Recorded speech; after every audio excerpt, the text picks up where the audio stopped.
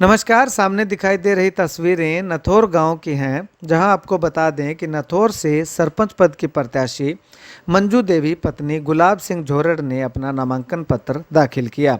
नामांकन पत्र दाखिल करने के दौरान गांव के हर वर्ग से, हर घर से लोग मंजू देवी को समर्थन देने के लिए पहुंचे। मंजू देवी का कहना है कि वो चुनाव सरपंच बनने के लिए नहीं लड़ रही हैं, बल्कि गांव की सेवक बनने के लिए लड़ रही हैं। जीतने के बाद गांव में सेवक की तरह गांव को विकास के पथ पर आगे ले जाने के लिए प्रयास करेंगी। इसके साथ ही मंजू देवी का कहना है कि इससे पहले भी सुभाष जोरड़ सरपंच प्रतिनिधि रहे। उन्होंने भी गांव का सरपंच ना होकर गांव में सेवक की तरह काम किया।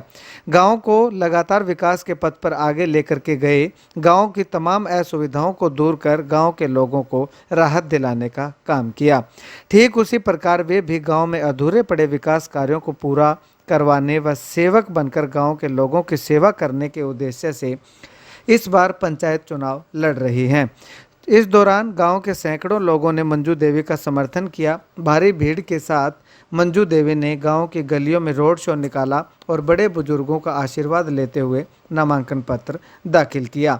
नामांकन पत्र दाखिल करने के बाद मंजू देवी ने आए हुए तमाम लोगों का धन्यवाद किया और आने वाले समय में किस प्रकार से गांव में विकास कार्य करेंगी, इस सब पर अवगत करवाया। मंजू देवी का कहना है कि गांव के सेवक बनने के बाद महिलाओं के उत्थान पर विशेष ध्यान दिया जाएगा। युवाओं को नशे से दूर रखने के लिए समय समय पर नशा मुक्ति कैंप व खेल प्रतियोगिताएं ग्राम पंचायत द्वारा आयोजित करवाई जाएंगी। इसके अलावा मजदूर वर्ग की बेटियों की शादी करने के लिए गांव में एक धर्मशाला का निर्माण करवाने की प्राथमिकता रहेगी तथा ग्राम पंचायत द्वारा शगुन योजना लागू की जाएगी, जिससे कि गरीब मजदूरों के बच्चों की शादियों में कुछ आर्थिक सहायता भी दी जा सके। साथ ही पढ़ाई में अव्वल रहने वाले गरीब बच्चों के लिए भी आर्थिक सहायता का प्रावधान ग्राम पंचायत के द्वारा करवाया जाएगा। इसके साथ ही मंजू देवी का कहना है कि गांव के हर वर्ग को ध्यान में रखकर गांव को विकास के पथ पर आगे बढ़ाने का हर संभव प्रयास किया जाएगा। मैं उपस्थित सभी परम आदरणीय पिता तुल्य मेरे सभी बुजुर्गों के चरणों में सादर प्रणाम, मातृशक्ति व युवा जोश का हार्दिक अभिनंदन करती हूँ। मैं इसके साथ लोकतंत्र की पहली सीढ़ी पंचायती चुनाव में सरपंच उम्मीदवार के रूप में चयनित करने के लिए मुझे आप सभी का हार्दिक आभार व्यक्त करती हूँ। इसके साथ मैं आपकी इस बुद्धिमत्ता का भी आभार व्यक्त करती हूँ कि आप इस लोकतंत्र के पावन पर्व में बढ़ चढ़ कर हिस्सा ले रहे हैं। आज भले ही चुनावी मैदान में हम दो उम्मीदवार हैं, भले ही विचार हमारे अलग अलग ही क्यों न हो। मेरे गांव के पूर्व सरपंच श्रीमती सुलोचना और प्रतिनिधित्व सुभाष जी जोरड़ के विकास कार्यों की, बेमिसाल भूमिका के कार्यों की मैं निरंतरता को बनाए रखने की कोशिश करूंगी और मैं आपको आशा और विश्वास को कायम रखते हुए आपकी आशा को कभी निराशा में बदलने नहीं दूंगी। गांव के विकास कार्यों की सूची से मैं आपको कुछ पॉइंट से अवगत करवाना चाहूँगी, जिसमें नहर से पानी की सप्लाई, वाटर वर्क्स में और वाटर वर्क्स से अपने घर तक सभी पूरे सिस्टम का रीमॉडलिंग करवाना, गांव में